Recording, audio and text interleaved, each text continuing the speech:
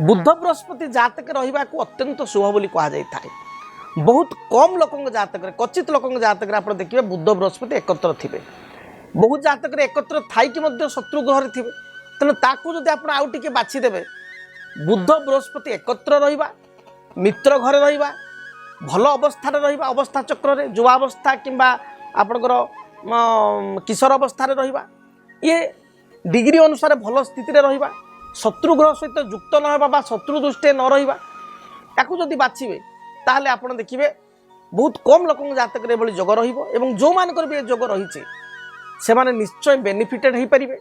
आर्थिक स्थिति बहुत भल रही कारण बृहस्पति अर्थकारक आपणकर बुध स्मरण शक्ति कारक ग्रह तांकर मेमोरी पावर बहुत स्ट्रंग रहिबो इंटेंशन पावर हिताहित ज्ञान दूरदृष्टि बहुत बा जानिबार बा गोटे अनुमान लगेबार शक्ति बहुत भल रहिबो।